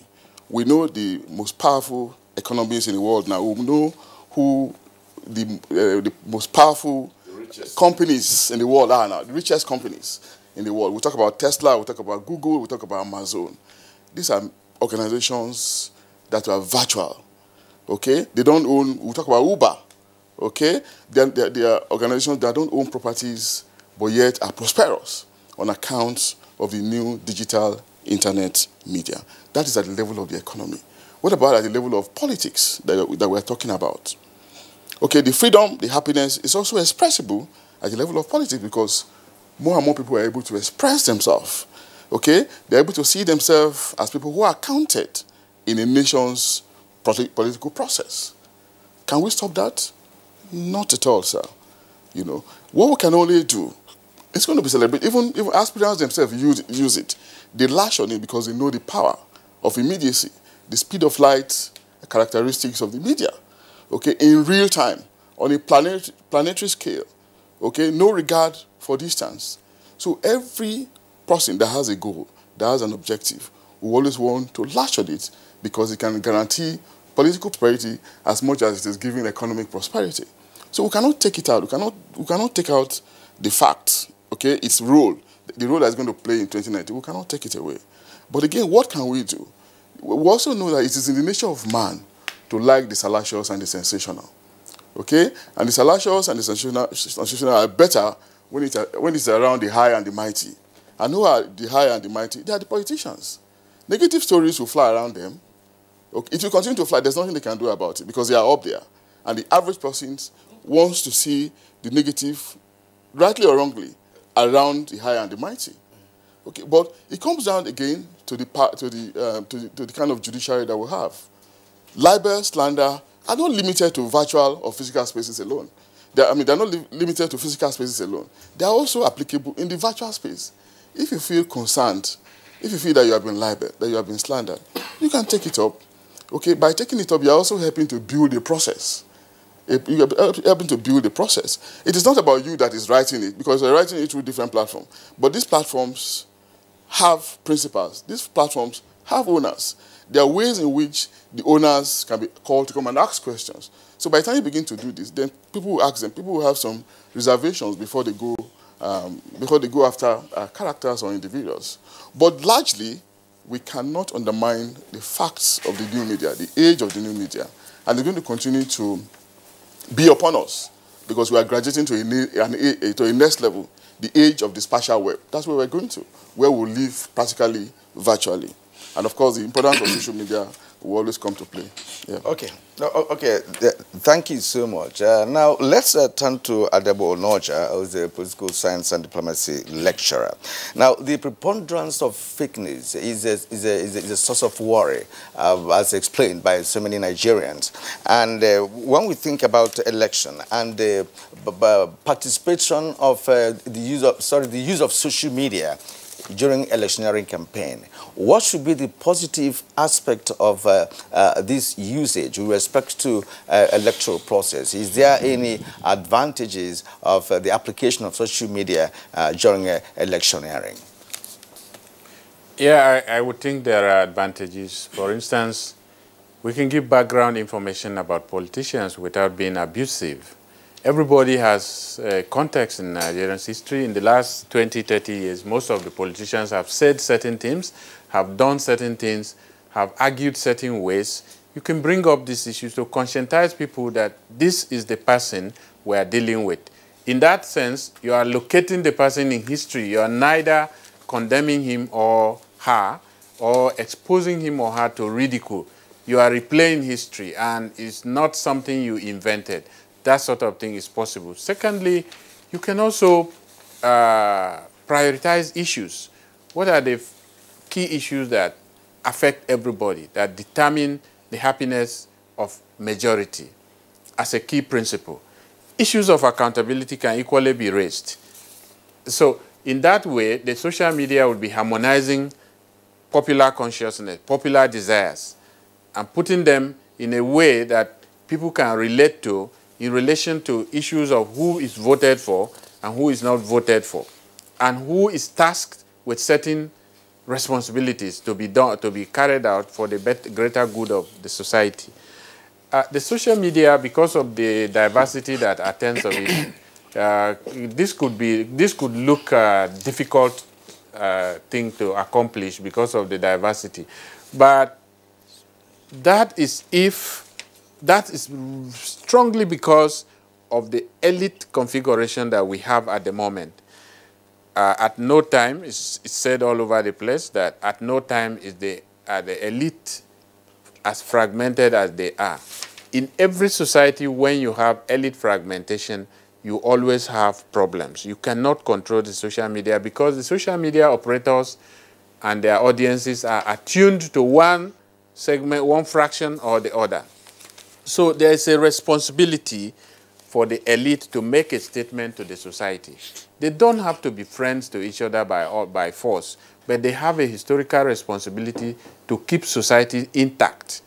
And so maybe we need to popularize or make more appeal to the elite to find a common ground.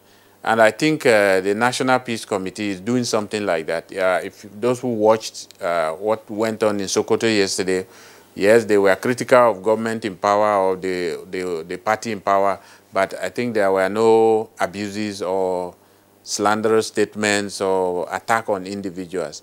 I'm sure, I want to argue that they were probably responding to what General Absalami said, that there should be no politics with bitterness in this campaign.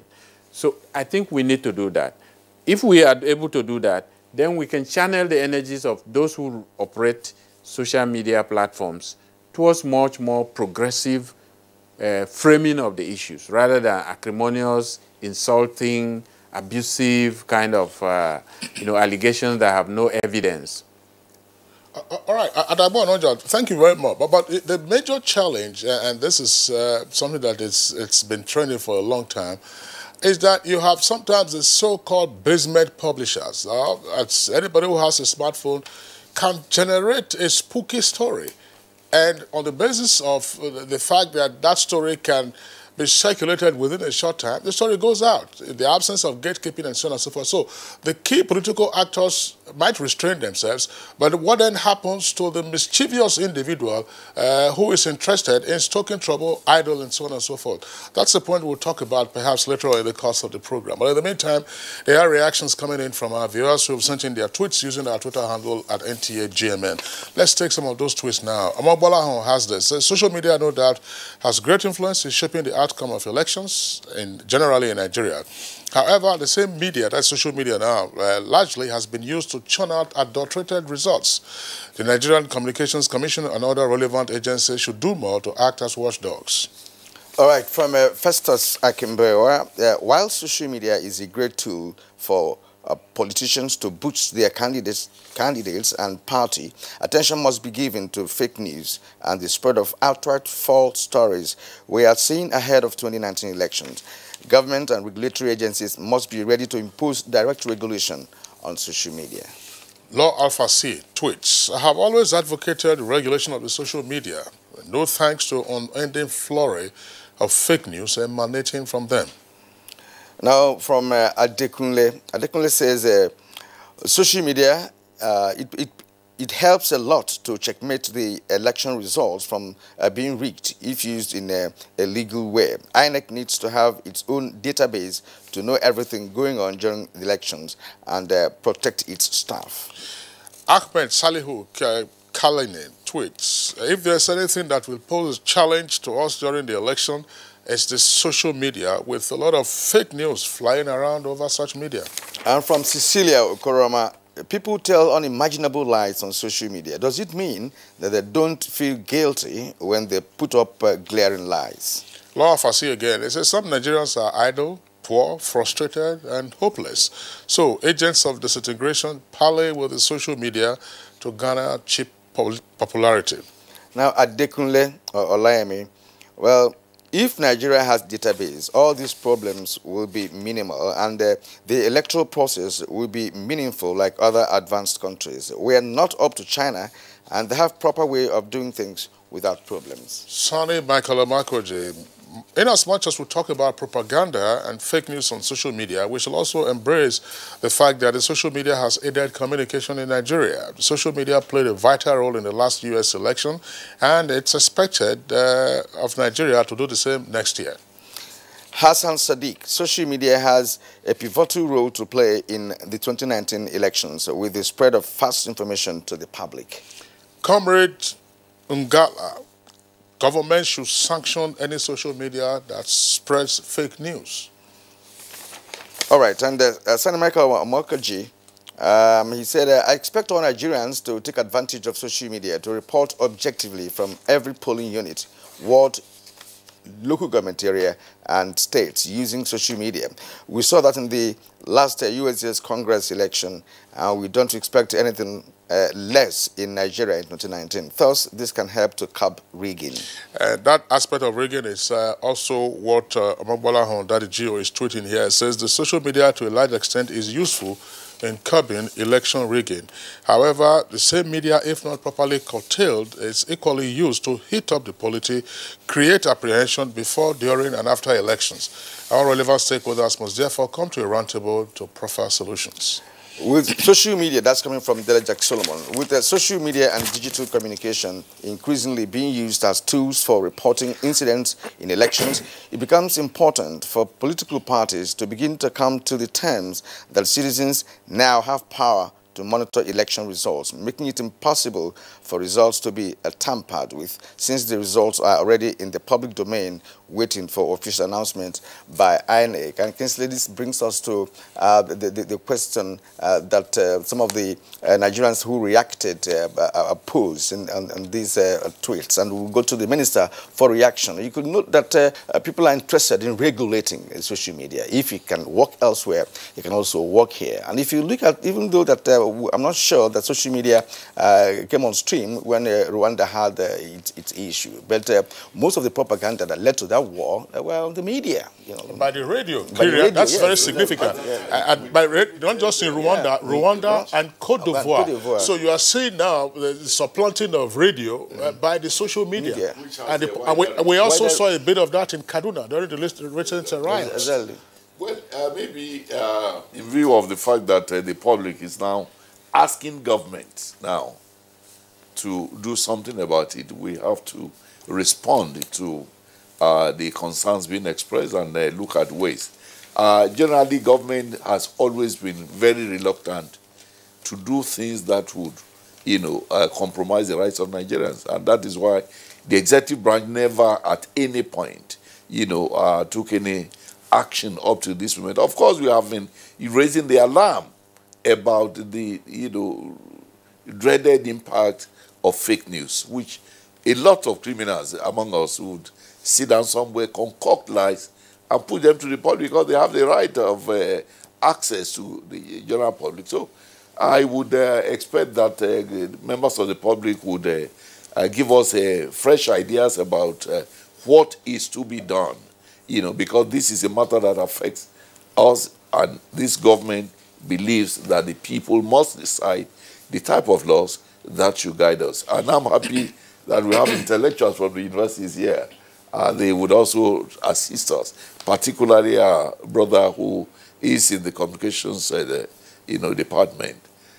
How do we go about regulating without really trampling on, the rights of Nigerians, and without, because again, the press, is always very sensitive, to issues that affect the rights of, people. And if government had initiated anything before now, I'm sure the press would have been, at the neck of government and saying, look, hey, what is happening. But I'm happy that on this platform, the public is asking government now to do something. So we will be available for whatever ideas, whatever suggestions, whatever proposals, whatever initiatives that, ought to be taken, because what affects one affects all. Government is made up of a few people, but, what does the people want? We are prepared to listen and do the needful in this regard. All right. It's on that note we would like to thank the Honorable Minister of Communications, Adebayo Shitu, for your contributions to our discussion this morning. We understand you have another engagement, otherwise we would have detained you to the very end of the conversation. Lawful detention in the NTA studios. Honorable Minister, thanks a lot for being with us on the program this morning. Thank you.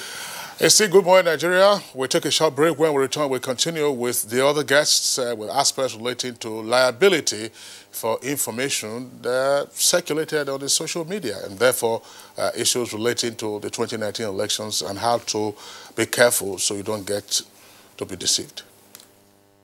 These days, people get their news and information from more media sources than ever before. Some of the news and information given are fake, unverified, doctored, and manufactured to create confusion, stir disaffection, and cause disunity. Before you believe or share any news, ask yourself, is this real? Is it from a credible source? Is it verified or verifiable?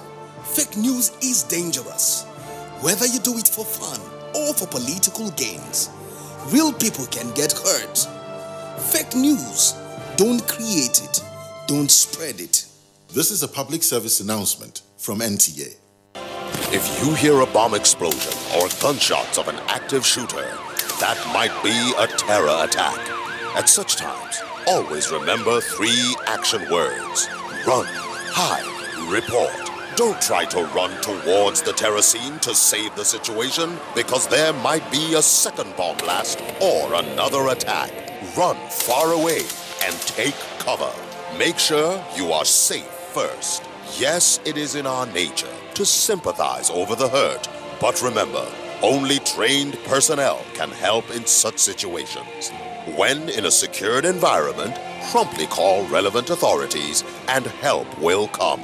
For anonymous reporting, call 09630-3250-5 or 0813-2222-106. If you see something, say something. Nigeria unite against terrorism. This message is brought to you by the Federal Ministry of Information and Culture.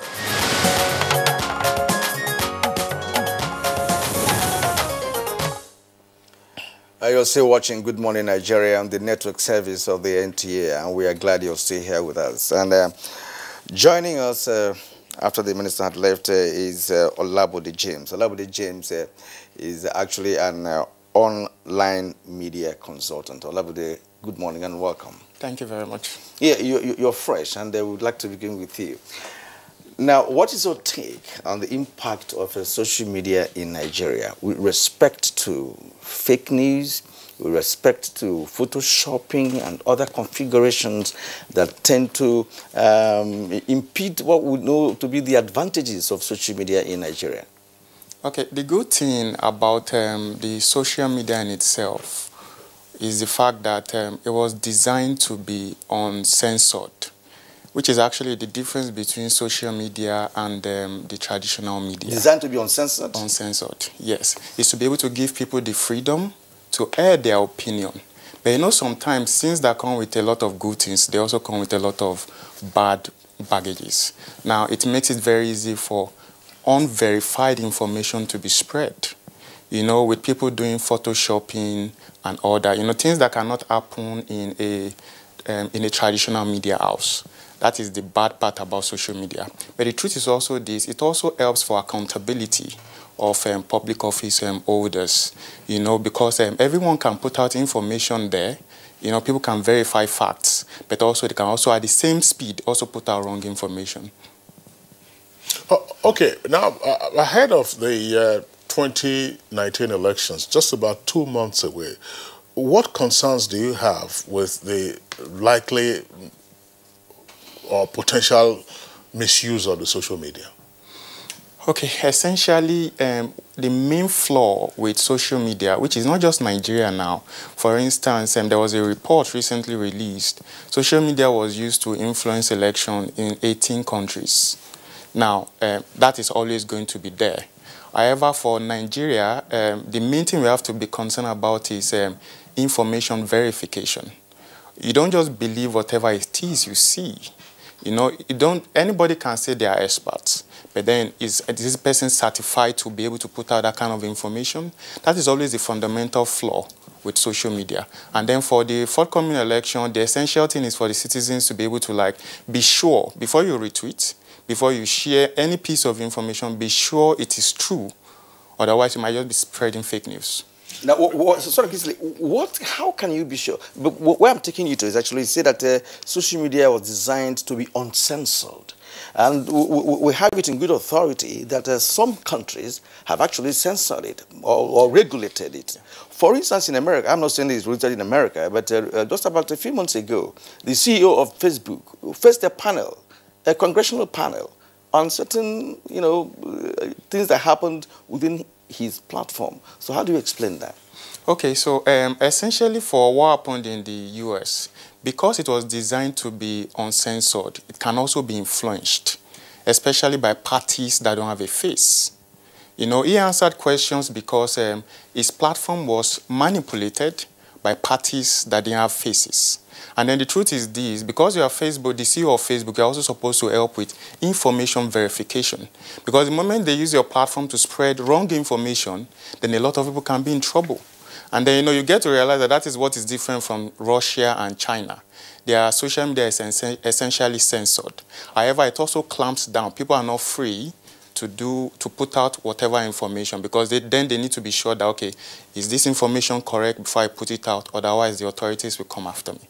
Well, again, you're raising the doctrinal question again as to how the media is regarded by the authorities or by society in general. Oh, I don't think we're going to have enough time to drill into that. But I want to come back to Dr. Abiodun Adeniyi. We're talking basically about information. This is public information that is out there, and there are constitutional and legal provisions granting the right of individuals. But if you look at the Constitution, there is also a proviso talking about the need for responsibility. So what, therefore, can be done with regard to liability for information put out there? If liability can come in various forms. It could be civil wrong or it could be a criminal offense.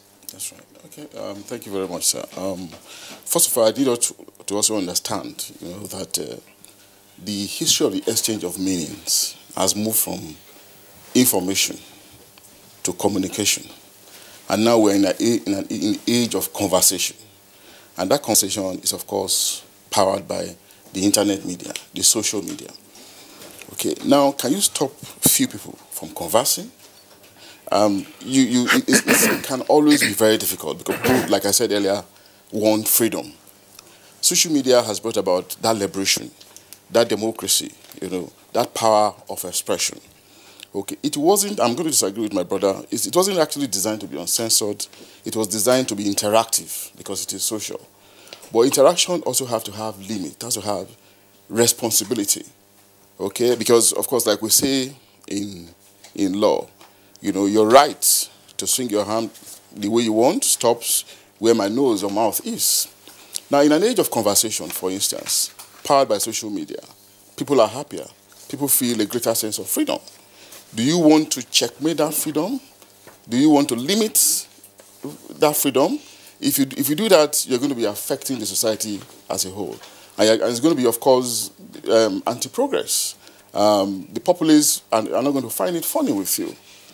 But what are you going to do? What do you do in that circumstance? More education, more enlightenment, greater sense of awareness, okay?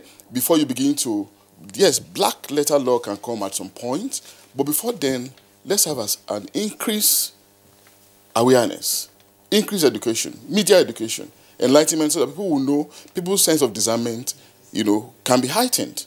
And of course, if the level of fakery, so to say, if it is high, if it is digitally sophisticated, that you find it very difficult to differentiate between the bad and the good, the real and the fake, then you rely on the platform. So these are processes. It's a destination we're headed to. We're not there yet, but I'm confident that we'll get there with the right laws. I'm wondering, Dr. Adeni, you talked about the evolution of human interaction, social interaction, and what is now in your categorization, conversation. My question is going to Adagbo Onoja to also weigh in on this. In conversations, we are right here in the studios, whether at the village square where you have more than 3 or 4 persons and people are conversing, the law of slander is such that will restrain you, or restrain, let me use myself as an example, restrain me from alleging that somebody who is seated before us, has some venereal disease, he should be shunned and ignored and so on and so forth. He's a thief, he's a crook, he's a witch. I couldn't possibly say that in a conversation where you have other persons. This is quite aside from insult. That's conversation. So I will have liability for what I say against a person, that brings him into shame or into obloquy, as it's often said. So for the social media, some persons have said that, look, this is like the graffiti of old, where you will find staff who will go to the toilet and behind the door there, they will scribble all kinds of things against a particular boss because nobody knows who the person is. They will say it's a big head, it's a fat head, X, Y, Z. Now, it's something that's going out, particularly on the downside of the social media. What can or should be done with regard to liability? I'm not sure you can establish precise mechanisms for dealing with liability in the context of the social media. I think Dr. Adeni is right to call it a conversation. A conversation has a way of filtering what is acceptable and what is not acceptable on the long run. Even in the village square, people who use certain terms that people are not comfortable with, they are put to shame in a way. And it is the same thing with the social media. I think what is happening is that people are overwhelmed with the newness, the quality of newness that has come with the social media. And they want automatic solutions to the infractions, the areas of infraction, the fake news, the configuration of pictures from somewhere where there is war, and they put it there and they say, oh, this is Kaduna, or this is somewhere in Maiduguri, whereas it's not even in Nigeria. These are the other side of these positive things that are coming out, where, for instance, in war, it's only the social media that can show a lonely baby that has nobody else to take care of him or of her, and then it is only the social media, the Twitter, that is able to produce that sort of story. So I think the responsibility is not establishing precise mechanisms for liability. I think the challenge is for this society, with particular reference to the incoming election, to identify the positive sides that we have seen and privilege them in our discourse of the election. In that way, we can quickly, before the end of the year, establish what the social media can do for us. Because in all the discussion sessions that we have had under MacArthur Foundation and the Center for Information Technology and Development in Kano, it has always been problematic establishing this thing. Fake news is somebody's concept. What is fake news to you is not fake news to me. And so this contestation goes on all the time, and in no society have they been able to establish what is fake news and what is not fake news.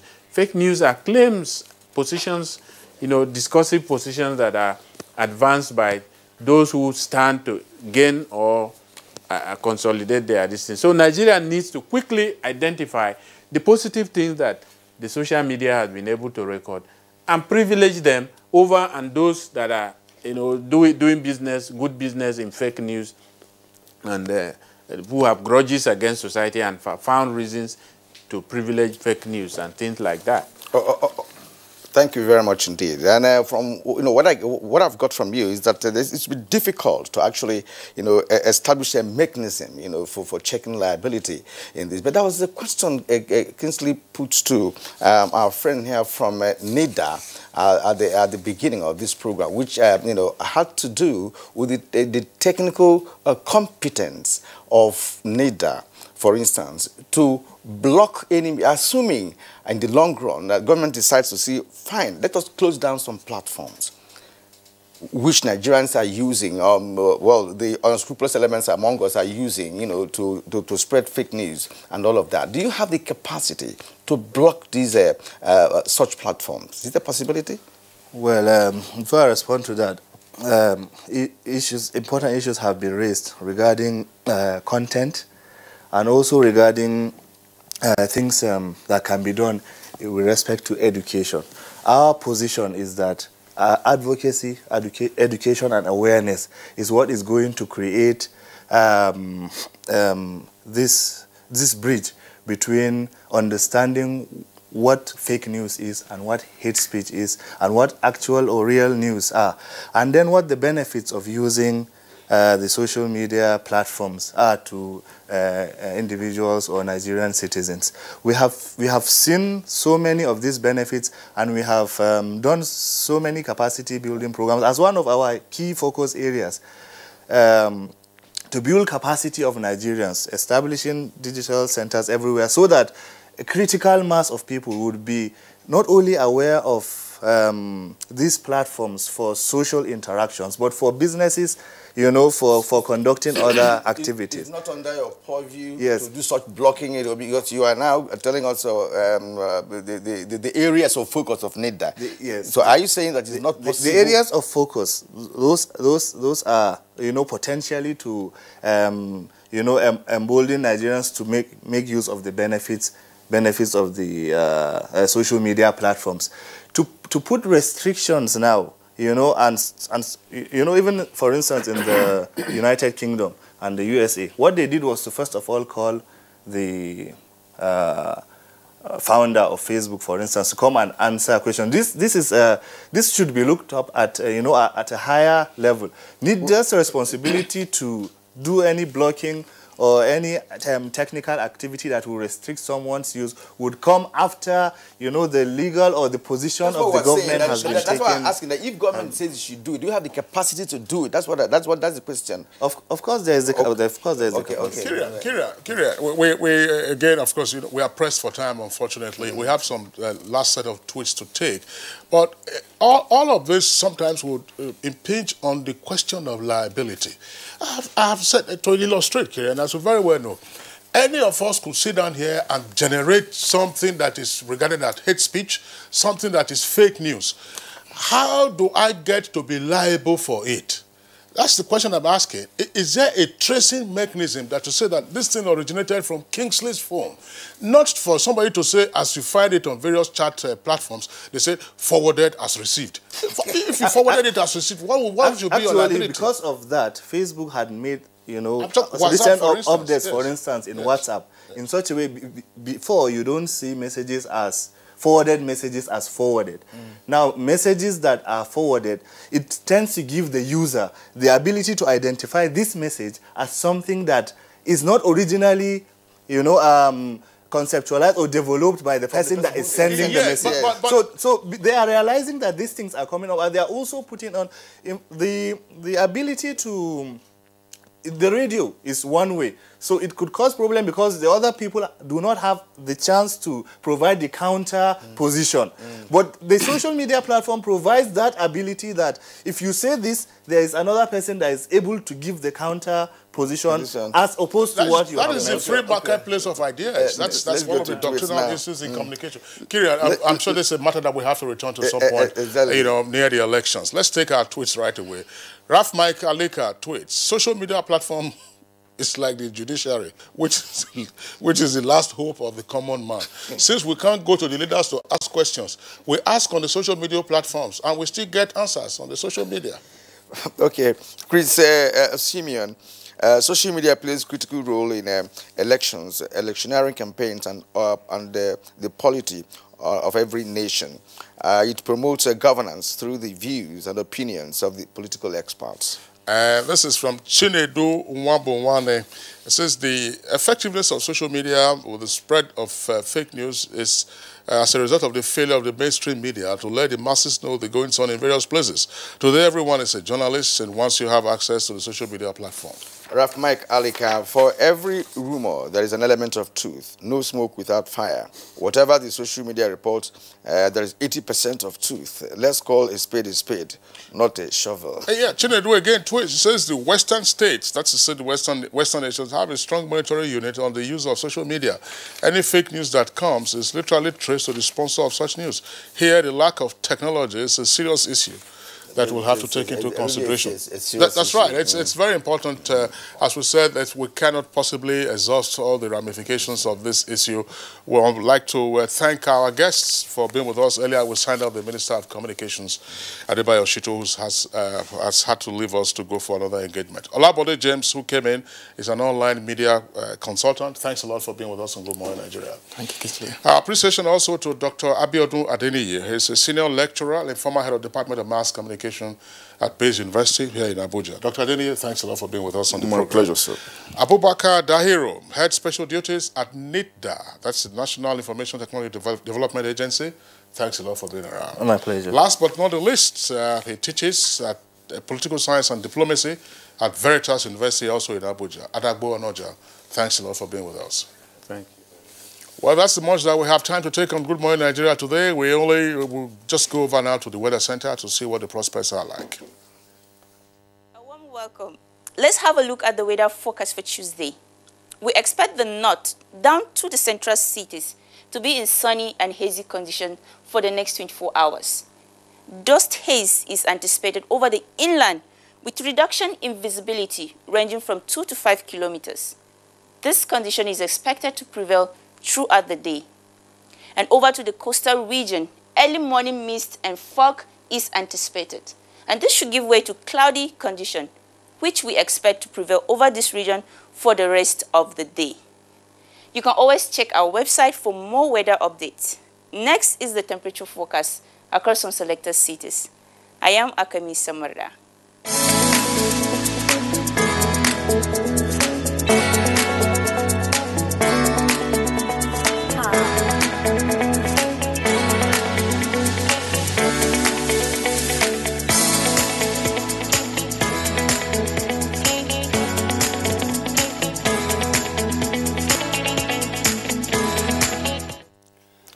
And that's Good Morning Nigeria for today. We've had an interesting discussion because, you know,